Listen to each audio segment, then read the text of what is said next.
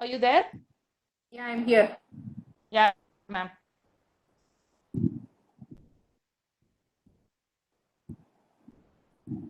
Subha ma'am, you Yes. can begin the session, ma'am. Yes, over to you.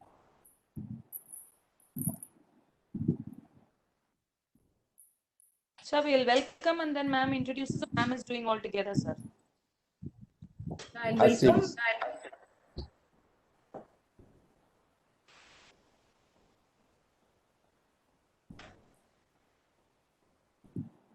Ma'am, I think you can start, ma'am.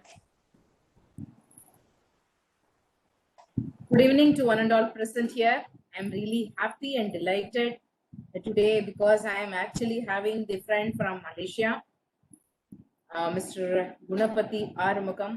He's a very good friend of mine from Malaysia, and he has accepted to do this session for on behalf of Mental Health Webinar Series, and I'm really happy for that. So welcome you, sir, for this program, and we are really honored to have you.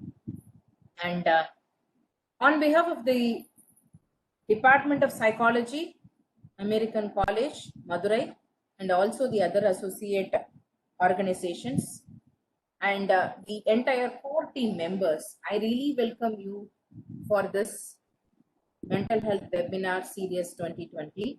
And this is our 360th session. And we are going to have a very apt topic today, healthy marriage versus empty shell marriages, which is on the day of Valentine's Day. First of all, I would like to wish you all the Valentine's Day wishes, and I'm really happy, and I would like to spread the love across, and all of you have a very peaceful, joyful, and lovable Valentine's Day. With this note, I would like to really introduce the speaker today, Gunapati Arumugam. He has done his, he is known for his work on his marriage and parenting, education. He has done several training. I've witnessed his programs in Malaysia. He is actually a person who's a trainer and coach, and working in the marriage and parenting um, and he is running his own consultancy, and as well as his own NGO. He is working for people who are really suffering because of relationship issues. And I'm happy to introduce him. His background is BSc Psychology. He has done advanced diploma in hypnotherapy from USA and marriage and parenting training from USA. And he has used very specific method, Wortman method, couple therapy, 7 principles of leader. He has been under various certified programs, and he has been known for this kind of a marriage therapy programs at Malaysia. And he has been an author also. His best books of the year 1999. He has authored a book, and he is a very good orator in Tamil also. And he is writing one of the book also. And he has written one of the biography of Tun Samuel Velu. Am I rightly pronouncing? Yeah. Yes, sir. Velu. Yeah. Yes. Cabinet Minister Malaysia. He has been an author for that book also. We are really happy to have you over here, and over to you, Guna, sir.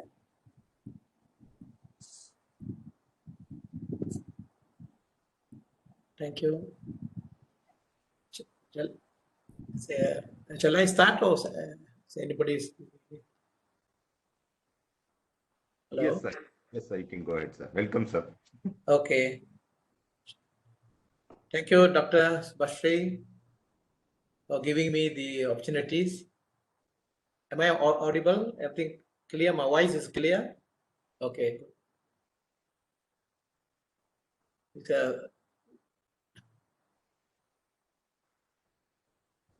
Thank you, Dr.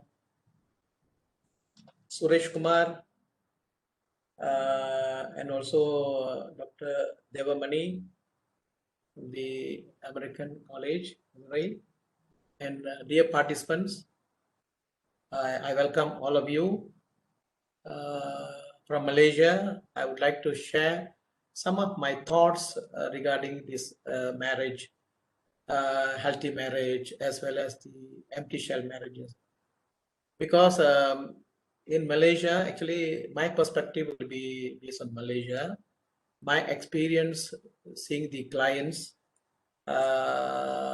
those seeking professional help for marriage problems when conflicted marriages, they start from professional to the middle class, even lower income group also seeking consultation for various marriage problems.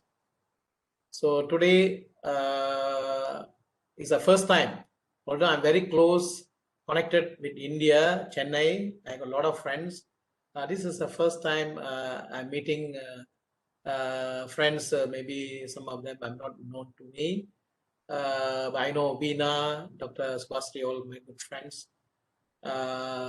Through this webinar, this is the first time I'm meeting the Indian friends.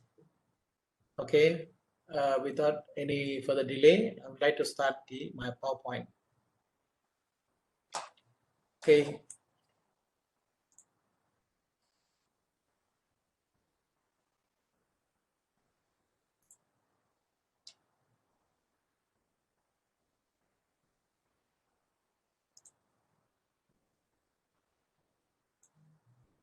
Is the PowerPoint is clear? Yes, Gunaji.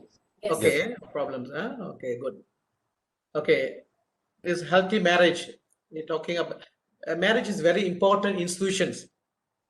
So marriage determines the happy family. Whether the family will be happy or dysfunctional family, the first institutions, the marriage is the institution that determine the family institution. So here today we're going to discuss, we're going to share about the healthy marriage as well as the empty shell marriages. We should know what is the difference, why we need healthy marriage, and then what are the factors lead to empty shell marriages. This is very important because this institution determine the healthy and happy family. Okay, let me introduce myself. This is I've written a few books as Dr. Subhasri has mentioned about Tun Samivelu, the former cabinet minister, Malaysia. I've written his biography. And then followed by, this is my second book. And then I'm in the process of writing the third book, also focusing on parenting, but all in Tamil, but it's not translated to any other languages yet. Maybe I'm planning for my third book to be translated in English at least. So this is the first book about in Kadhal Manavaalkai Kulandai Valarppu. First, this book was launched in 1999 in Malaysia, and I received the best book award for that year. Followed by the second edition of this book was published in India, and it was officially launched in Chennai 2006 by the former former education minister Perasariyar Anbalagan, Professor Anbalagan. Okay. 1 minute. What is Satish requesting and not the share? 1 minute. Huh? Technical. Satish Kumar is requesting and not to the share content. Okay. Okay. No.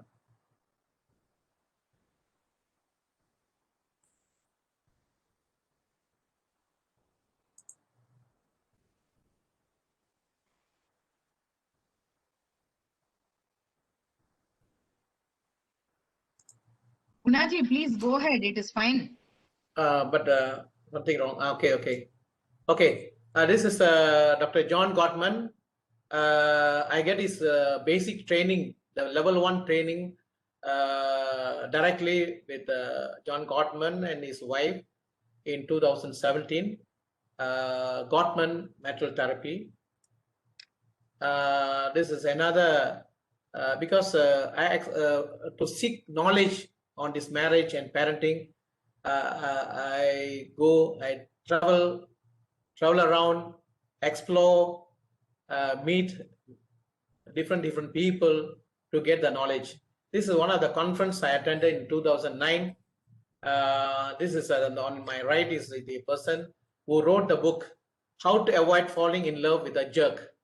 It's a very important book. Falling in love is very common. Let me explain to you later about that. Okay, this is Gary Chapman, also the person, very famous person. Men are from Mars, women are from Venus.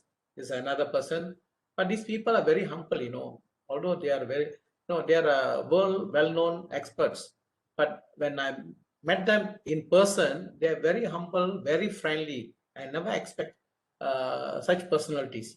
So I'm very, I'm fortunate to meet all these people. Okay, when you're talking about love and marriage, all the language literatures emphasize the importance of marriage and married life. The novel, short story also focus on love and marriage. Our world famous Thirukkural has a profound message about marriage life.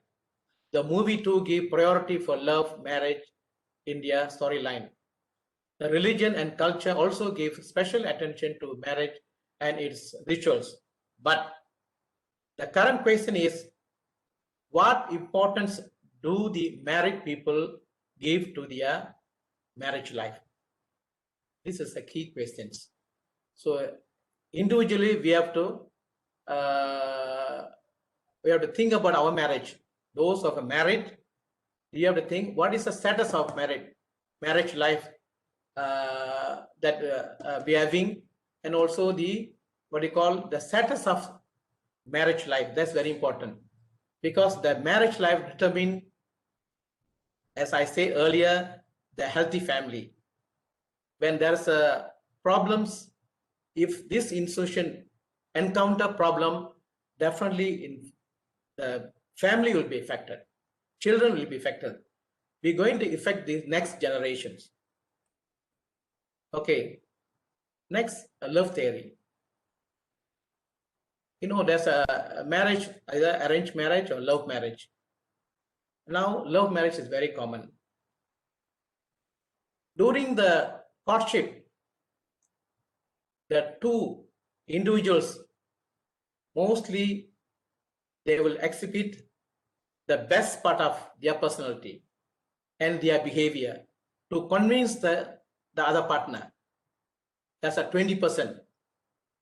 If the person have very serious problem, serious personality problem, will not be explored during this courtship time.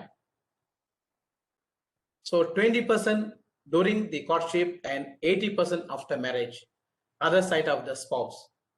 If the other side is good, is a good person, no problem.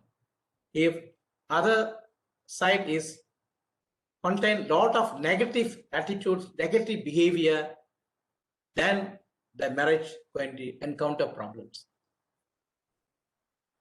So falling in love. Scientists have now found evidence to support the old adage of that love is blind. We used to say love is blind. But now scientifically they have proven that love is blind. Through brain imaging studies, researchers at University College London found that feeling of love lead to suppression of activity in the brain, controlling critical thoughts. So during this time, normally the two individuals, those in courtship, they only exhibit the best part of their personality. Even there is some problems, they don't expose.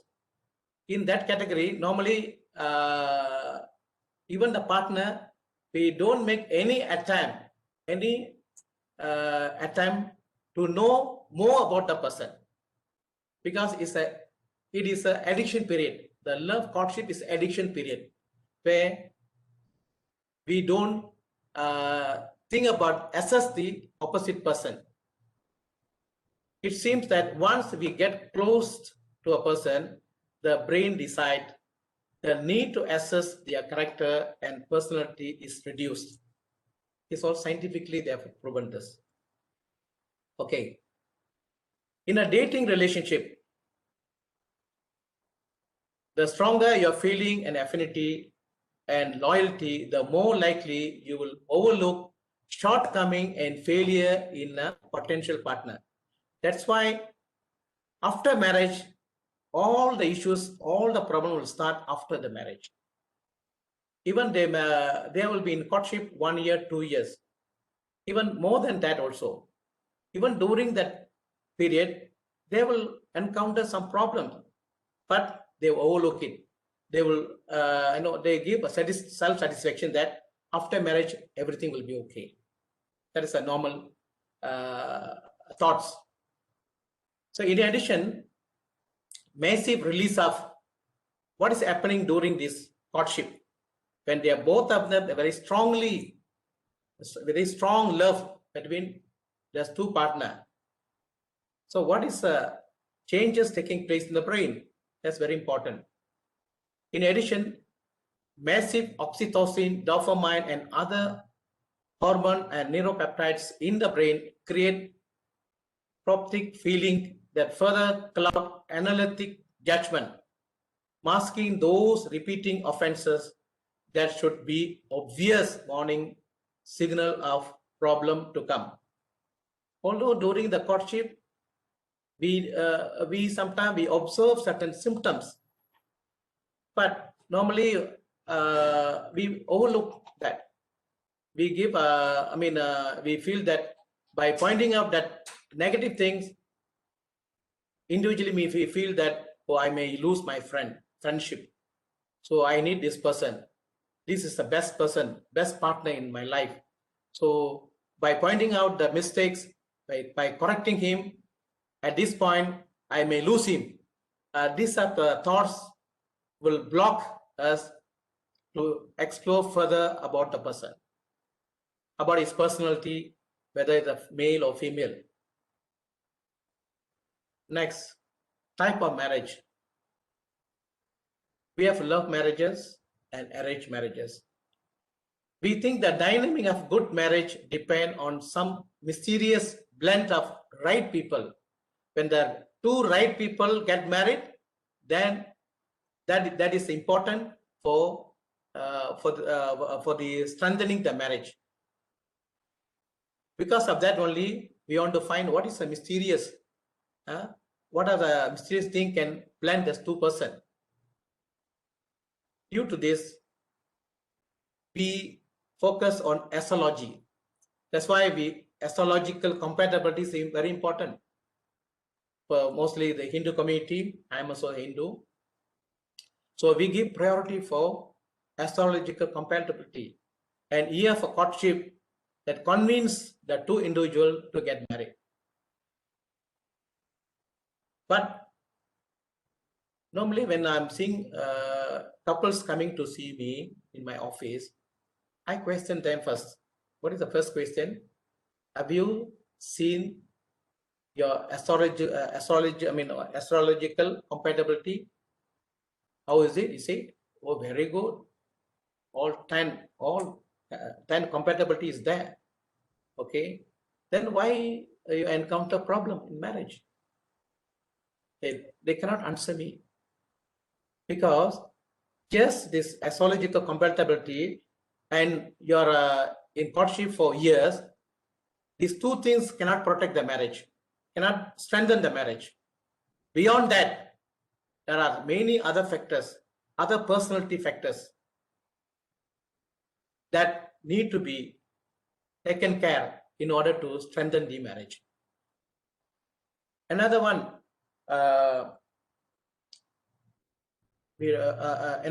is emotionally intelligent marriages, okay, and empty shell marriages. So today we are talking about when healthy marriage means it is an emotionally intelligent marriage, where two people have good understanding, there's empathy is there, they have a mutual respect, and many positive, good qualities to strengthen the marriage. And then another one is empty shell. When this all lacking, it will lead to empty shell marriages. The more emotionally intelligent a couple, the better able they are to understand, honor, and respect each other and their marriage. The more likely that they will indeed live happily ever after. John Gottman. Okay, we are talking about the healthy marriage. What is the benefit of healthy marriage? Why should we focus on healthy marriage?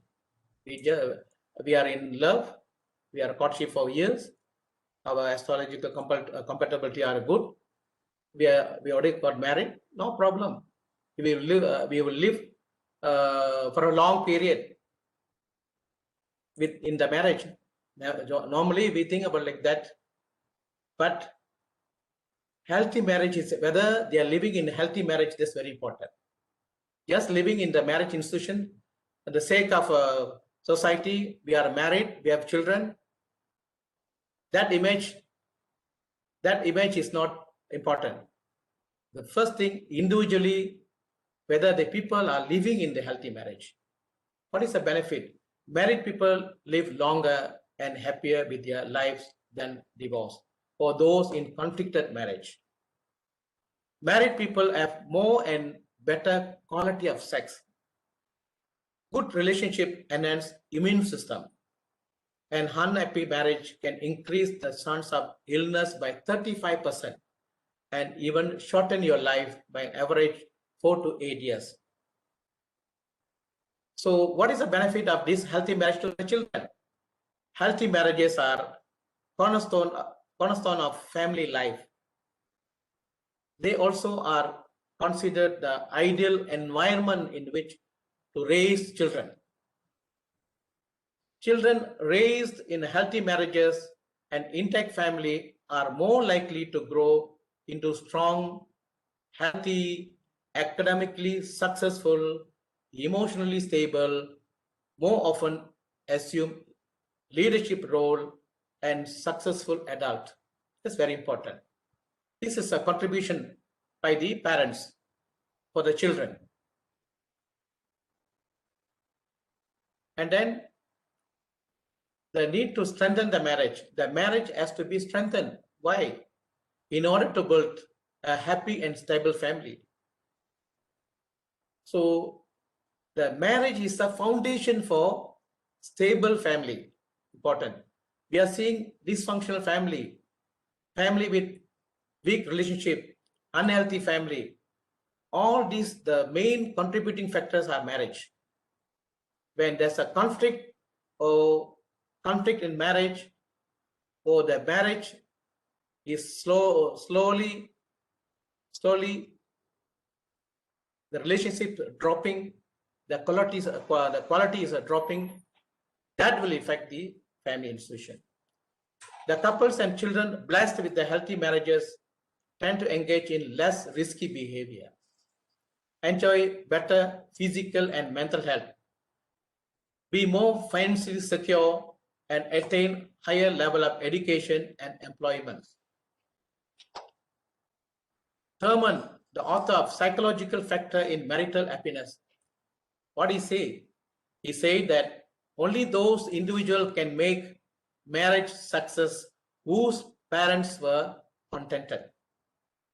Today, if my marriage is contented, then I'm giving a good life to my son for his marriage. If I am living in empty shell marriages or conflicted marriage, that is a learned behavior. It becomes a learned behavior. You have lost confidence. You will lose confidence in marriage institution. So as a parents, we need to strengthen our marriage institution in order to give a good life to our children in future. The three components of marriages. First is, this is focusing on healthy marriage. Companionship. The husband, wife, they must be a friend. They must be a good friend. Not either one a domineering character. But in Indian culture, there's a tendency for men, namely husband, dominate the wife. Sometimes I'm seeing many cases even in Malaysia. The wife living as a slave. They are living in the fear. They're not living in a happy life. They have no choice. They cannot leave the marriage. Even they don't know how to rectify the marriage. Damage done to the marriage. So the husband wife a good companion, good friends. If the husband wife are good friend, is one of the contributing factor for a good marriage. And love, affection. When they are a good friend, they can communicate well. They respect each other. They focus on the needs of each of them. The wife focus on the needs of husband. Husband focus the needs of wife. That shouldn't be a problem. That create a love. Love will flourish. Maybe during courtship, there will be very, very strong love. But we need love. Love should flourish after the marriage. Before marriage, 10 years, you are in courtship, no point. After the marriage, your love should flourish. You have to strengthen the burning of the love, the emotion. The love and the emotion, love and affection. The affection is another two components. And then followed by sexual expression. I'm seeing many cases because in our Indian culture, due to the cultural factors, they don't talk about anything, any issues related to sex. There are a lot of couples, many couples in Malaysia encountering these problems. I don't know about in India, whether they are free to seek help for such problems. But I know in India, like Dr. Kamaraj, those days I used to hear every day speak over the TV about issues related to sexual problems. We need to create awareness, very strong awareness on these issues. Due to the cultural factors, we have a high tendency to not to speak about it. Any issues, there's a tendency to blame the husband, wife for various reasons, although the contributing factor is a sex, but we don't speak about that. Even when they're seeing a counselor, they don't touch. But when they come to me, normally I will find out what is the status of their sexual relationship. Then 90% of those have came for consultation, they have expressed that there's a sexual problem. But when I ask the wife, you encounter this problem, there's an erection problem for your husband. Why don't you seek medical help? Why you cannot? Can you take your husband to a medical consultations? You say, whenever I speak about that, whenever I point out that, you always react and beat me. I've heard this type of comment from various, in various cases from the wife side. So these three components very, very important for marriage. We must be very open. The couples, those married people currently in a marriage life, maybe they are okay, no problem. But don't take it granted. You have to, every day, you have to do something. You have to focus how to strengthen the marriage. What contribution you have done today to strengthen the marriage. As a parent, maybe you focus on children. As a career, you focus on your career, developing your properties, your luxury life, all that. But when you encounter problem in marriage, all these worthless. No point. I'm coming across many people in Malaysia. Many tycoon, millionaires. There's one lady told me, Guna, I have all the luxury in my life. She's a millionaire. Okay. But she told me, I have all luxury in my life, but I don't have happiness. In marriage life, I don't have any happiness. My husband don't give any importance to me.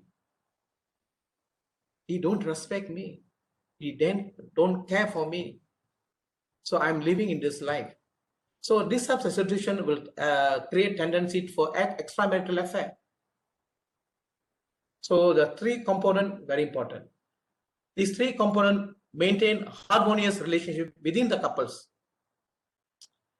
Disturbance in any of these three components bring about corresponding changes in other component to maintain the harmony.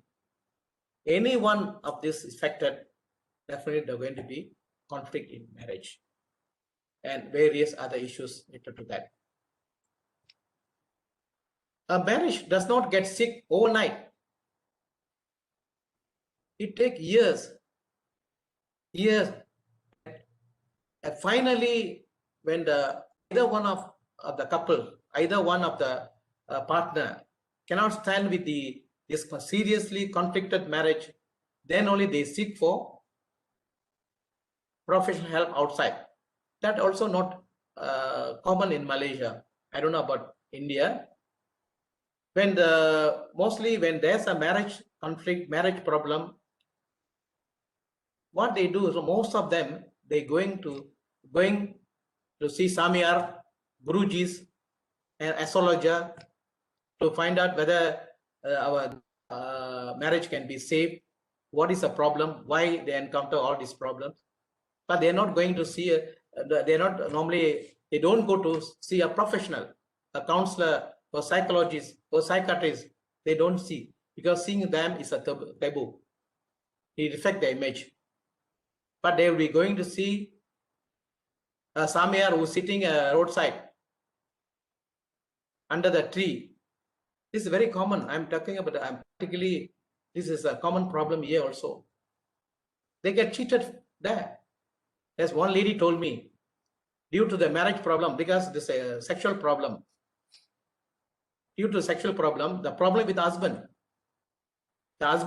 so the tendency, the wife every day accuse, blame, complain, condemn the husband. But the ground issue is sex. But she's unable to express straightforward, point out that issues. But indirectly, she's blaming the husband. So what the husband did, the husband took her to a Samyar for a special. According to him, the wife has some mental problem. So it's best to see a Samyar. So at the Samyar place, what happened, the Samyar did a special puja, Nirvana puja, nude puja. CF requested the husband not to do that. Husband and mother-in-law jointly forced her to follow the instruction of the Samyar. She told me when the couple met me. The problem is sex, but they're not seeing the right people. Because of the so-called belief, still these people are replacing the role of psychiatrists and psychologists, even in this country. Before a marriage gets really sick, it gives many warning signals that all is not well with it. Maybe we have, actually the couples know this, the signals, the symptoms. Their marriage is not in moving in the right way, in the right path. Something going on wrong. They know, they realize a symptom, but they don't seek for any professional help. That's another thing. Okay. However, we either fail to monitor this warning signal or just ignore them because we are otherwise so busy. We are busy. Sometimes we are escapism. When there's a problem in the family, husband-wife conflict, the husband will come late. He will focus in some other areas. try to avoid coming home early, avoid seeing the wife face daily. Now the situation different. During the Malaysia also encountered the same problem, MCO. Every day husband wife sitting together. Sometimes husband lost job, no income. They are forced to take leave. They're staying together. Now this slightly conflicted marriage now become very serious, become severe conflict. That's why even the divorce getting increasing during this period, not only among the Indian, among other races also in this country. Okay. Empty shell marriage. Now we're going to consider about the empty shell. What is empty shell marriage? These very common marriages. We don't know. All living together, husband, wife, children. But the quality of marriage, nobody knows. Unless they come out seeking help, then only we know what is the problem, in what way we can help them, the professionals can help them. But most of them avoid seeing people or avoid going for consultation to strengthen the marriage. So normally whenever I speak in medias, I used to mention about this empty shell marriage. In Tamil, we call it Verumai Narainda Thirumanam. It is very common, it's increasing. Number of marriages, empty shell marriages increasing in Malaysia. Although there's no proper studies have done. But we are seeing the cases. The spouse feel no strong attachment to each other. They live together. They mentally divorced, living together. Some sort of living in a cell. Due to outside pressure, keep the marriage together. Last week, one lady told me, they don't have children, no child. Then ask her, why don't you adopt a child? But even for that, husband says, if you adopt a child, it incur expenses. I don't want a child. And every day he gives certain amount. Every day she have to give the budget, write down the expenses and give to him. And many other. I never expect such husband. I think it's serious personality disorder. But as you can live for past 15 years living with the same person, with the same condition, no changes? She told me yes. Why not you reconsider about this marriage? No, I don't know. I don't have anybody. I cannot leave this house. I don't have a house. I have no income. I depend on him. I depend on him for the food, daily food. There are people living like that. Even in this country, in the 21st century. They are under fear. The way they brought up, the bad childhood, all these persons, the lady I mentioned just now, she had a very bad childhood, traumatic childhood. She under fear. She has no confidence. She cannot go against the husband or seek the, what do you call, look for a new, new life. Because living in the empty shell marriage also very severe, very in a very bad condition. Sometimes a slave, emotionally damaged, and psychologically she's affected. She under depression, but she cannot leave the husband, leave the family. There's many people living like that in this marriage. It's called empty shell marriage.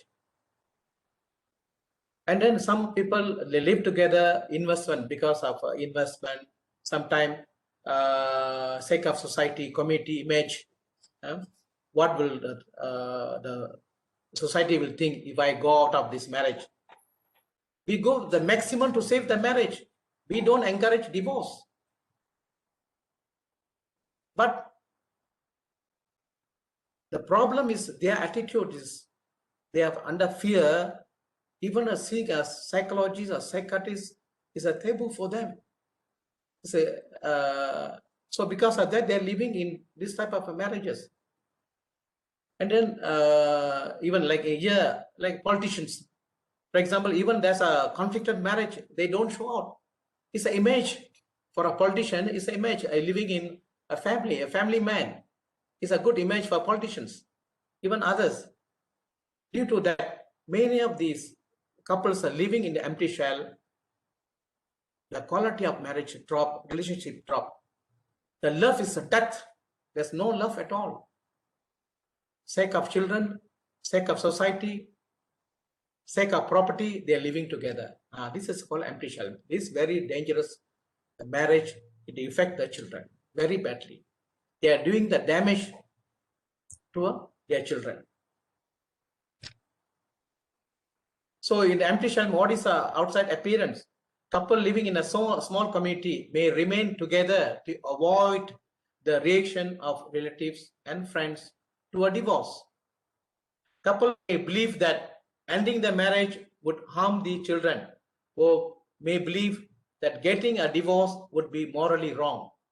It's a cultural belief. They think even there's the marriage, very severely conflicted marriage, I should live the sake of for my children. That's a wrong perception. There's one studies in they have done studies in Malaysia saying that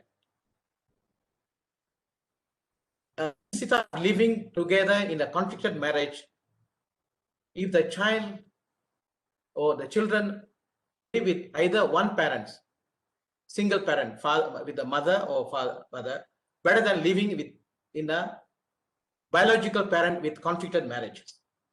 So they encourage either you're in the sake of children, you think about the children, first you have to correct, you have to strengthen your marriage issues.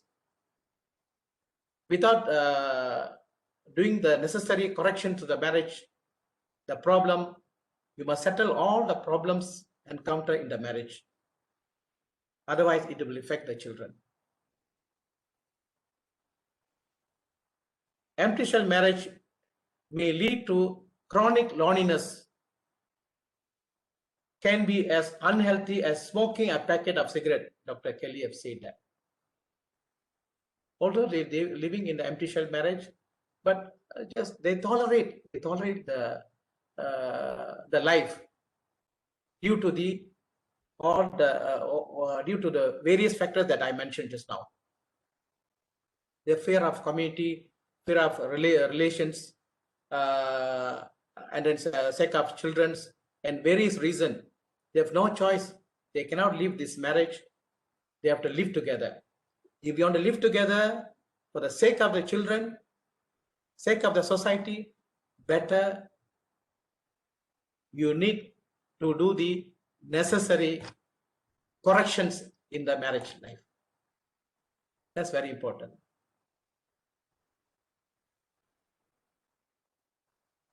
Effect of marital conflict on children. Research has concluded when children observe hostility, anger, and stonewalling between their parents, they react with significant distress. The parent should know, the couple should know about all this. These are all evidence-based facts. When they are living in the conflicted marriage, they should realize we are doing the damage to their children. That's very important. Witnessing hostile and aggressive fighting between parents increases cardiac stress in children, similar to adult, and significantly increase the level of cortisol in their body. That's one boy came to see me. He came with his mother. He's 18 years old boy. He told me, "Sir, can you help me?" Then I asked him, "What type of help do you need?" "Can you help me help my mother to divorce my father?" Seeking the help, actually he came for divorce purpose. But divorce for whom? For mother. because you have witnessed the worst childhood life during the with the parents. He told me at the age of 8, during a domestic violence, my father beat my mother and throw her out of the house. I've witnessed during my age of 8. That badly affected me.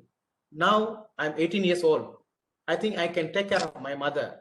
My mother is working. Now she can go for divorce. Can you help me?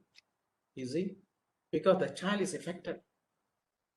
Now you come to a stage to help the mother. Witnessing hostile and aggressive fighting between parents increase the stress in children. This is a case just now I mentioned. Okay, children hearing their parents yelling each other. It's all learned behavior, you know. It will, this behavior become their personality in future. When they become husband and wife, there's a high possibility this pattern will continue in their marriage life, because they are not coming from a conducive family environment. And sometimes they condemn each other, the parents condemn each other, avoiding the partner and using intimidations. Example, pointing finger to their partner and glaring at them. But this of body language also affect the child. Even at primary school children, they're badly affected. And I'm seeing them, they used to give all the detail, how they, what are the things they have witnessed in the family that affected them. Okay, so when marriage is in problems, it affects child very badly. All this slightest hint of aggression and hostility spark a sharp increase in cortisol level and cardiac stress in children. Okay, now we are talking about we will go through about the marriage enrichment. Okay, marriage, how to enrich the marriage. We have seen the healthy marriage. How to enrich the marriage toward the healthy marriage. We must take the marriage, in whatever situation, whatever status we are in now, the couples in now, they must focus on strengthening the marriage to lead to a higher level of healthy marriage. It's very important. Okay. Assess and evaluate the family of origin and emotional baggages. Those involved, those couples, the married couples, they are coming from two different family background, family of origin. So a lot of a learned behavior from two family, his family of origin and with their emotional baggages they're carrying to the marriage. Due to that, later part of the marriage, all these baggages and then their childhood experiences affect their current relationship. And also the important is their mental health and personality. These very two important factors. Mental health and personality is very, very vital for stable marriage. And expectation in marriage. The couples getting married, they come with various expectations. They don't share the expectation before the marriage with each other. After the marriage, they expect their expectations to fulfill, because the other person not aware of that. So we have to educate the couples about this expectation, how the expectation will affect the marriage, and how to share with your partner about these expectations. And then about communication is very important. This communication is another learned behavior from their childhood. How the father treats the mother, how the family members communicate each other. This learned behavior will become their personality, their attitude. So when they get married, the high tendency, they also follow the similar pattern. So effective communication, we have to educate the people, we have to teach the people what is the right communication, how in a particular situation, how you can communicate effectively without hurting each other. These are skills, the couples need these skills. Actually, in Malaysia, our Malaysian government have introduced Smart Start 2 days program, 2 days workshop for the those going to get married. So we call it a pre-marriage education. So we teach all these skills to the young couples. So for the first 5 years, these couples will participate in our programs. After that, we need marriage enrichment. Further, those married for 5 years, 10 years, 20 years, they also need constant counseling, constant guidance to continue with their healthy marriage. Another one, conflict management. The conflict management is very important. John Gottman, during the training, he have mentioned about his experience seeing the couples. In his love lab in University of Washington, Seattle, he have 2,000 over couples came as volunteers for to the left lab. So they do the various experiments using these couples, focusing on their communication pattern, their conflict management pattern.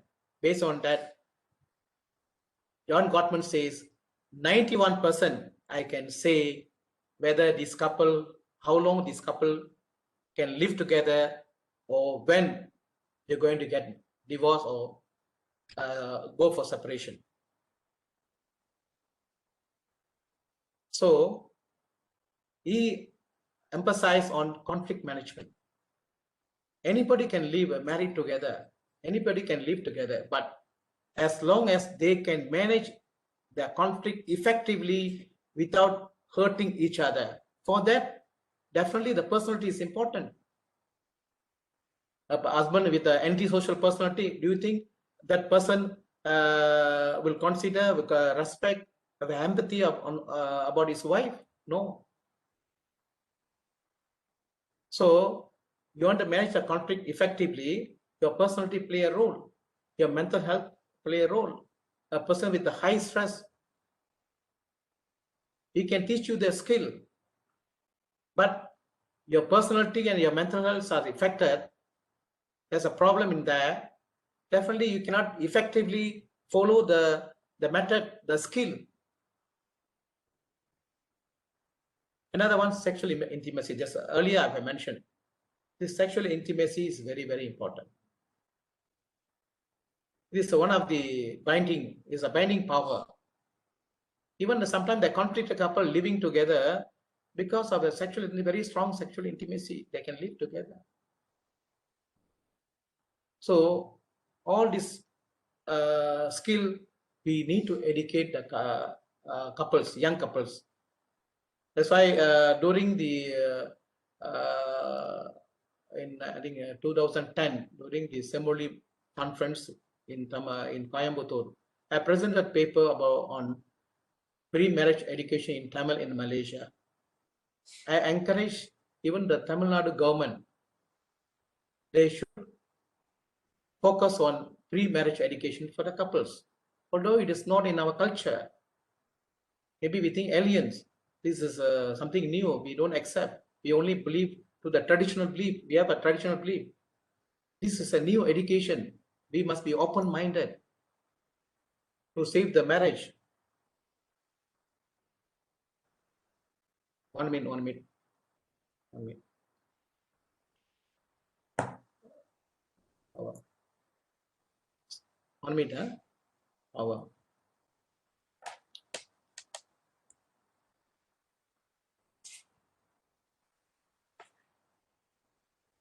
encountering a power problem. Wait, huh?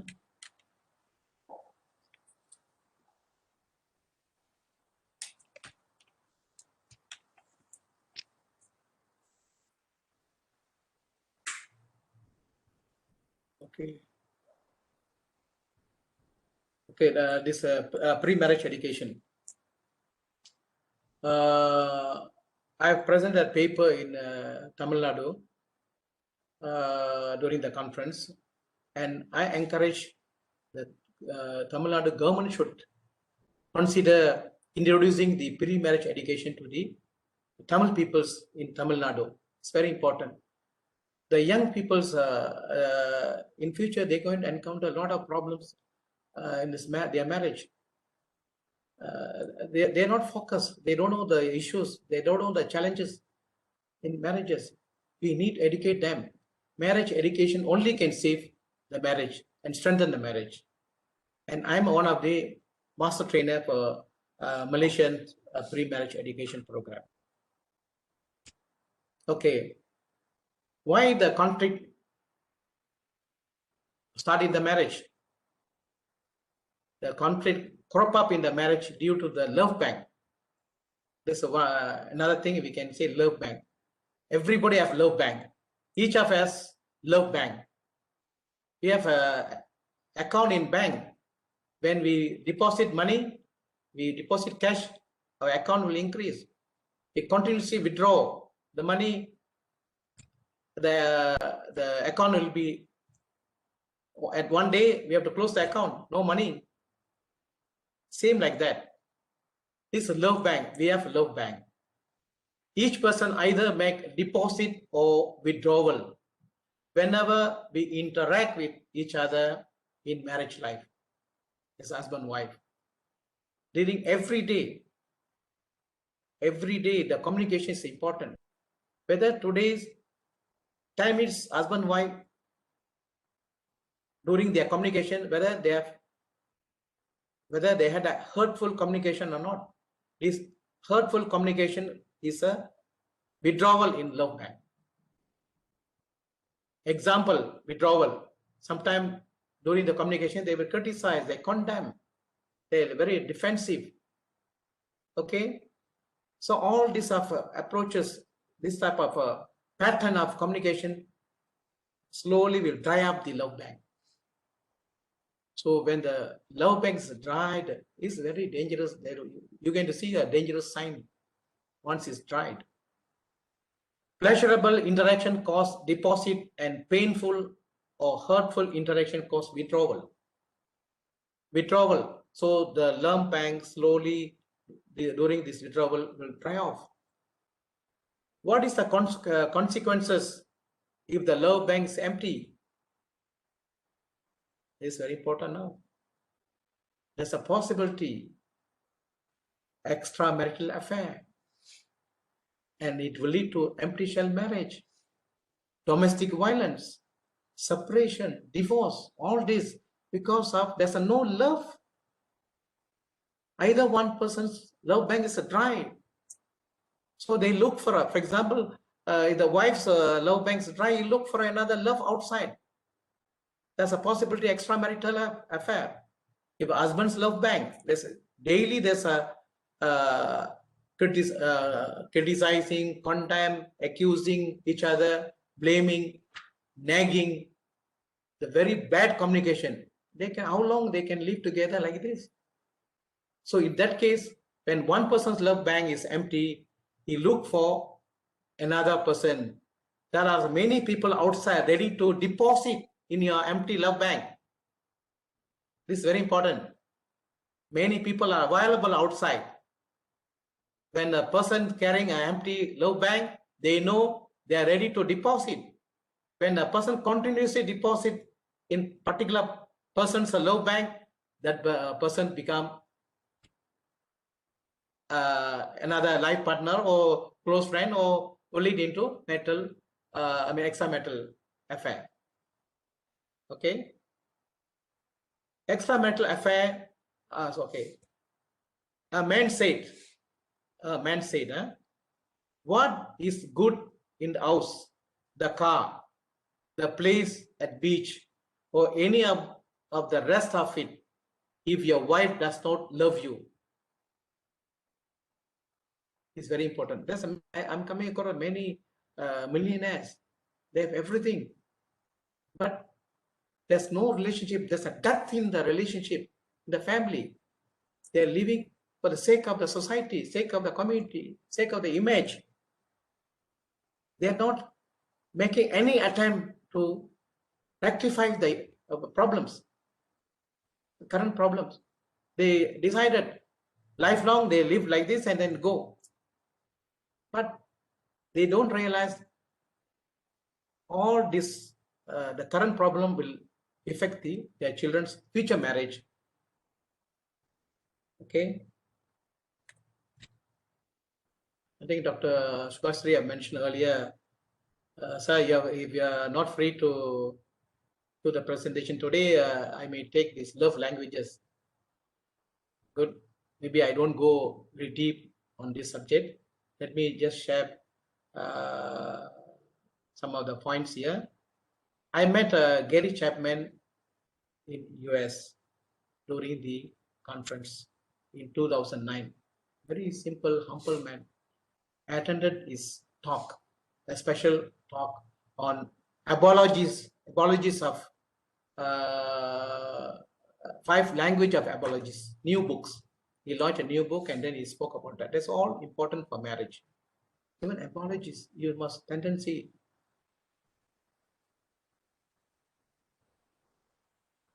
Gottman, I invited him to Malaysia. He told me, I'm too old.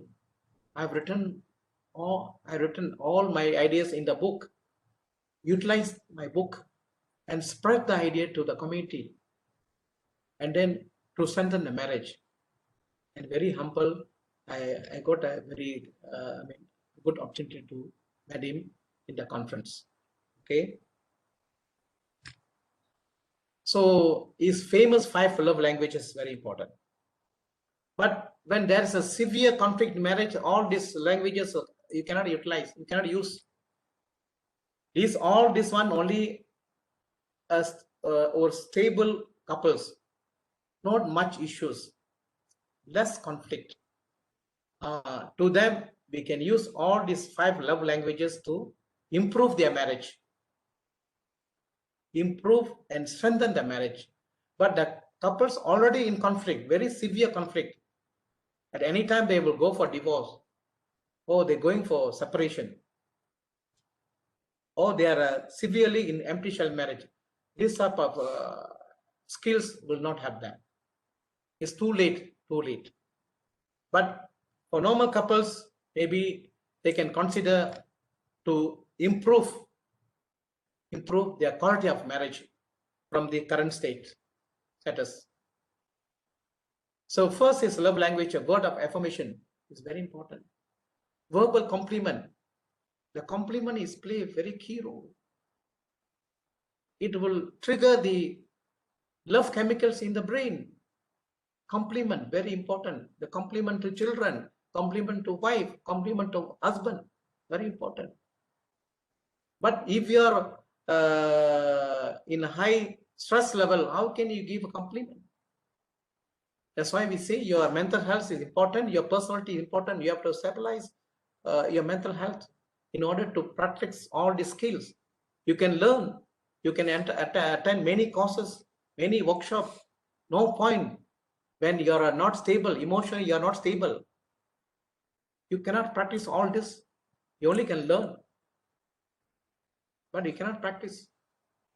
For that, you must have a stable, emotional stability is very important in order for us to practice all these skills given to us. The object of love is not getting something you want, but doing something for the well-being of one you love. That's why just now I mentioned about you. I mentioned just now about focus on his need and her need. That's very important. The husband should focus on wife need. What is my wife's expectation? What she need? What are the in what way I can help my wife? In what other way I can make my wife happy? I focus on my wife, and wife should focus on husband's need. If each of them can focus the opposite need, then the conflict will be reduced, and then we can build the marriage. The marriage will be a healthy marriage. And encouraging word is important. For example, if a wife sign up for a new course, the husband should encourage her. Very good, your sign up a new course. I think this course will help you. Very good. If they must encourage, not why don't waste your time. We got a lot of things to do. You're involved in sign up for a course, and then you spend more time there, and then what will happen? This discouragement. We should be discouragement must be reduced. Yes, miss. A lot of encouragement is important. It's all very important skills. And kind words. You need to you have to train the brain. The brain is a plasticity. There's no such thing. I came from the traumatic childhood. It doesn't mean I have to be like that. I cannot. My personality cannot be changed. My mental health cannot be changed. I'll be like that. No such thing. If you think you identify your weaknesses, we have to identify our weaknesses. We have to rectify our weaknesses. So the brain is ready to accept that. You introduce a new experience to your brain. Positive thoughts, good experiences, the brain will pick up because brain is plasticity according to neuroscience. So the person not trained to say I love you to a wife, you can learn now. Learn now to say I love you. It's important. When I was in US, hugging is not in my culture. I don't experience hugging. When I went to US, when I met my trainer, first word say, Guna, you made it. She come and hug me. I don't know what to do. This is a new experience for me. This hugging is very important. So we can, some Western culture is also important. We can take it.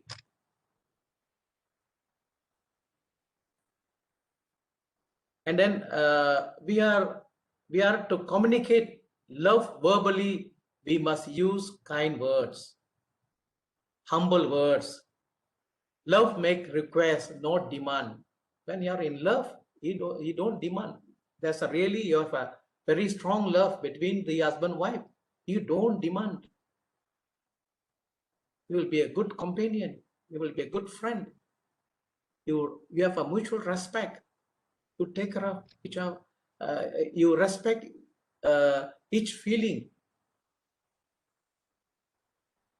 That's why we need the love.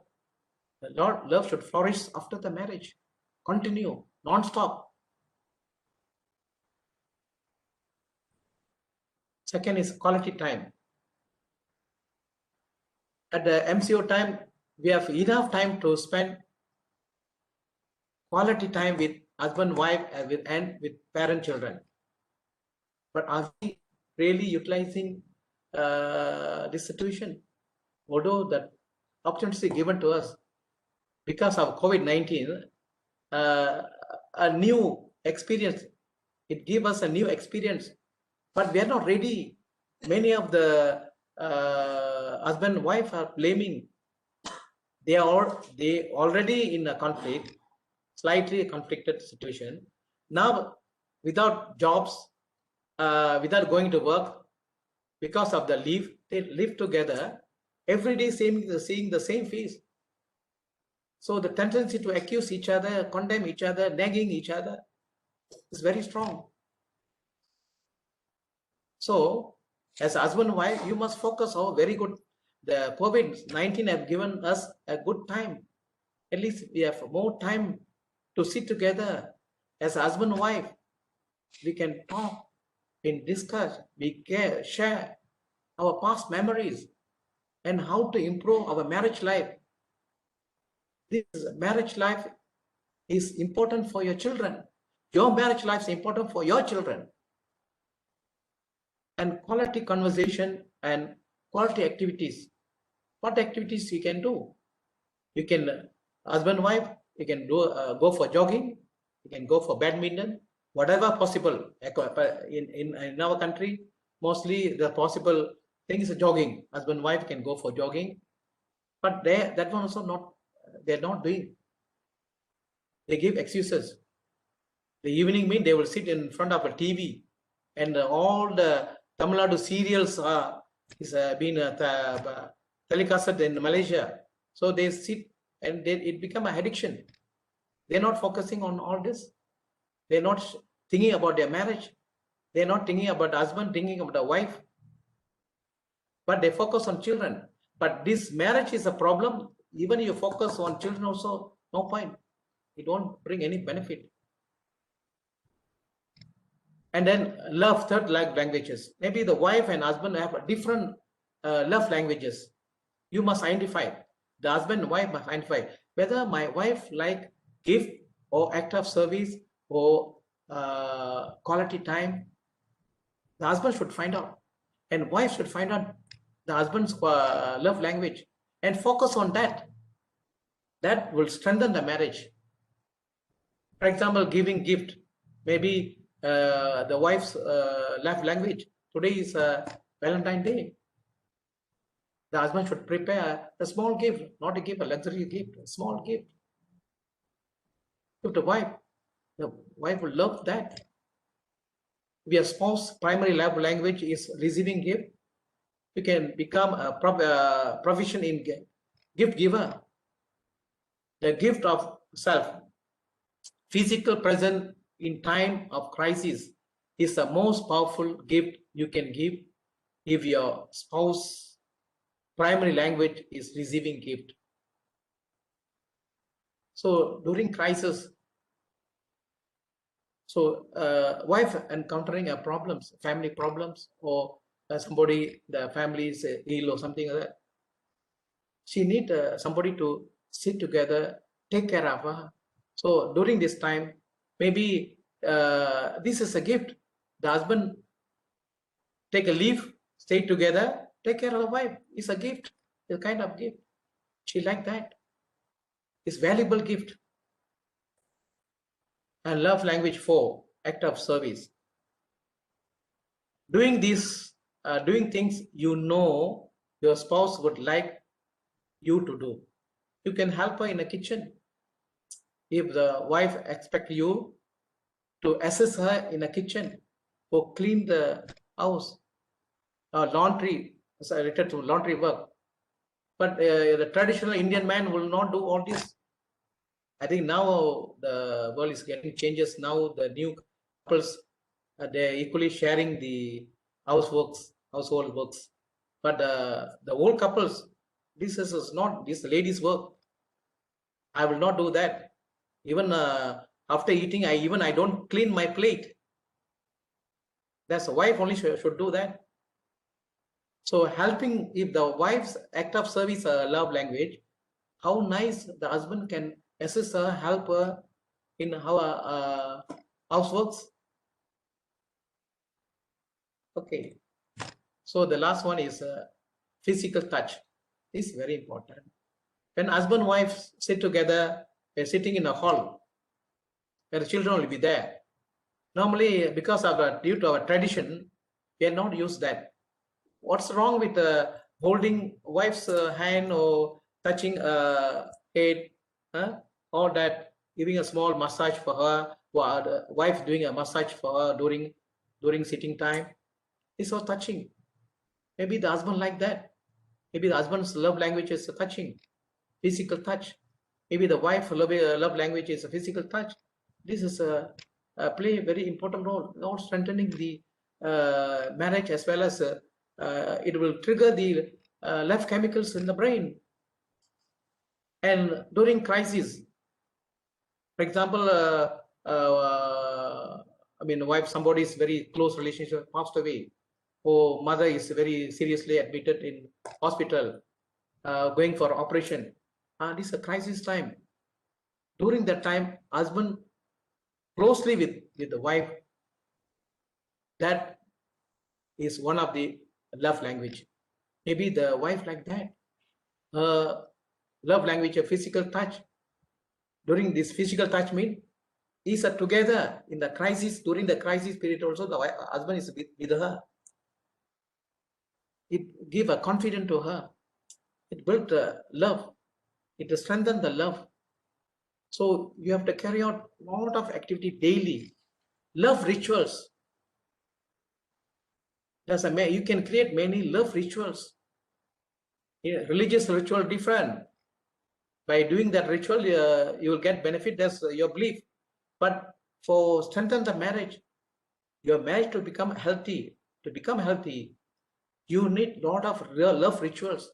You think about it. What are the rituals? What are the practices we can carry out, both together carry out in order to strengthen our relationship? That's important. That's very important.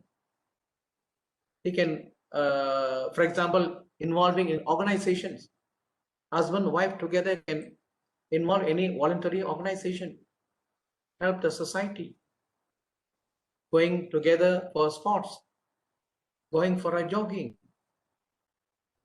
Okay, so all this will help. All these rituals, we can call it love rituals, and many other things, many other rituals you can create. Think about it, which benefit the marriage, because individually couples to couple there will be differences in these rituals according to your suitability to your vulnerability situation. You can create new rituals in order to strengthen the marriage. Okay, with that, if there is any questions, I don't know whether I have presented to your expectation, but whatever possible, I have shared whatever knowledge I have shared with you. If you have any questions, I'm ready to answer. I'm willing to take questions.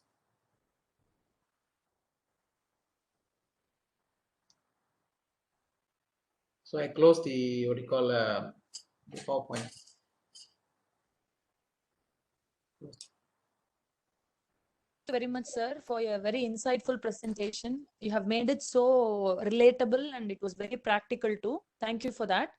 And now I request the participants to unmute their mics to ask their questions to you or share their thoughts on this topic. Thank you, sir. Okay. Is there any questions? I'm eagerly waiting to hear from you. Good evening, sir. Good evening. Wonderful session, sir. It was so informative and enlightening, sir. Thank you. Sir, my question is, nowadays, as you can see, youngsters who are embarking on a marital relationship, they're more inclined to post pictures and just put it on Insta and Facebook instead of focusing on the actual values to be followed in the marriage system, sir. And once the rituals and after the marriage phase ends, I mean the vacation, honeymoon phase, whatever, once it ends, when they're faced with the reality of the actual day-to-day living, they're in a dilemma and unable to face, and it's like a short fuse environment, sir. They get very frustrated and unable to focus on the actual relationship. Can you give a few pointers, sir, before marriage for the, for the people to be in a relationship, which is very objective and easy to follow before embarking on this relationship, sir? Thank you. Thank you. Thank you. Very good questions. Actually, the answer for this to this question is we have to introduce pre-marriage education. This pre-marriage education will cover all the topic, all the relevant topic as a skill in order for them to survive in challenging world. Because in future there are going to be a lot of challenges even in marriage life, because our expectations are getting different. And this marriage education covered a lot of topic. First, you must understand your personality. Understanding personality, your family of origin, how to do the necessary corrections, and also your communication pattern, conflict management, and a lot of young people now encountering the sexual problem in marriage, but they don't speak out. All this, maybe sometime before marriage they have sex before marriage. After marriage they encounter some problems.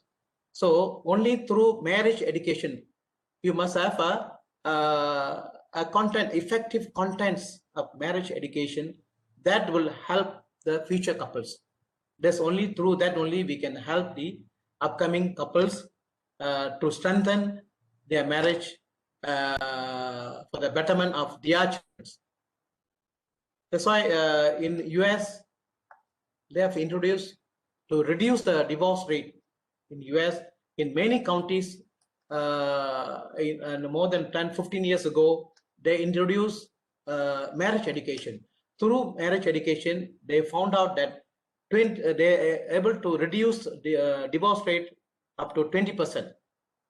So even in our country, India or Malaysia, we need to introduce, like our Malaysia have introduced, but only the problem, the Indian couples, the Chinese couples have no problem. In Malaysia, the Chinese couples are attending the pre-marriage education. The Christians, they are attending according to their Bible teaching through the churches. They are doing okay.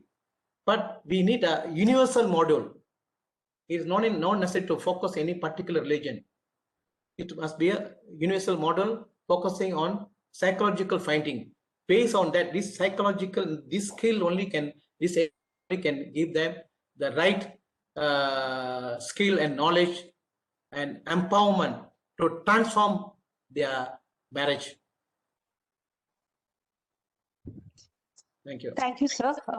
Much thank you. I just have one more small doubt, sir. If the partners are in professional careers, they find it is mandatory to attend this premarital counseling session. I've seen many couples do that, sir, and very successfully so. But if it is in an arranged marriage in India, when my niece got married last week, I suggested premarital counseling from a professional. It was like they treated it as a taboo, and it was like something unspoken of. So I don't know. Anyway, thanks for your reply, sir. It was useful. Yeah, actually, they still consider taboo because it's not in our culture. So we cannot give up. We have to, everybody, we are actually those in the field of psychology, in sociology, we have a role to play. We have to educate the community, slowly educate the community. Then definitely one day this marriage education will be compulsory.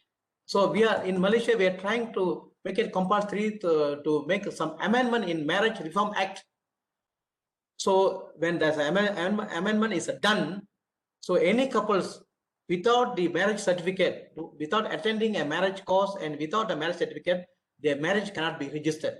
We have to bring that type of system in any country, even in India. So that will help to identify. Otherwise, because for example, let me tell you, there's one couples attended my workshop. That boy is earning about 8,000 Malaysian ringgit, at times by more than 100,000 rupees, more than 150,000 rupees per month. The girls earning about 70,000. Is an accountant, is an engineer. They both in courtship, and then even the courtship, they go for astrological compatibility. After seeing the compatibility, both family agree they can. They can get married. So what during the pre-marriage course, the boy didn't show much interest initially. Later part, in the second day, this couple comes earlier to attend the course. After the 2 days course, they give their feedback, okay, testimony. During testimony, this boy, this engineer, that 26 years old engineer told me that, sir, actually, I'm not interested to attend this pre-marriage education. I thought this have a pre-marriage education all for couples who are in problems, who have a conflicted problem. I mean, they are in conflict. Maybe for them is relevant, not for us. We are okay. Both families agreed. We are in love. we are we are in a good career, then we have no problem. We don't need all this type of education. He told me, sir, but after attending your session first day and followed by the second day, I realized I also have the weaknesses. I have also have the tendency to damage this my marriage. So I have the attitude to damage this marriage. So I identify through your through this workshop, I identify all the weaknesses of me that I may do damage to my marriage. So thank you, sir. This course helped me. Now I know how to rectify all these weaknesses. So the couples who attended, they will realize the importance. So we need to continue to propagate about this program. Thank you, sir. Thank you. Thank you very much for your detailed answer, sir. The rest of the questions, kindly the participants, please pass it on to mywebinarfeedback@gmail.com, and the questions addressed to our resource person today will be sent to him and we'll get back to you. Thank you very much. Sir, it's time to honor you with our vote of thanks, sir. It's really a pleasure to have you here this evening. On behalf of the entire team of the webinar series and the organizers of this mental health webinar series, we render our heartfelt thanks to you for being available to us on this special day to talk about a very important topic. I hope this is going to be useful also for the people who are not married yet. And it is good for introspecting the lives of people who are married. So it was definitely useful to all of us. Thank you for your insights, valuable thoughts, and your time with us today. On behalf of the participants, I thank you once again. And I also thank the participants for being with us this evening to make this more an enjoyable experience. Thank you very much. Thank you one and all. See you all tomorrow in yet another link on the different topic. Good night. Bye-bye. Thank you. Thank you. Thank you for the opportunity.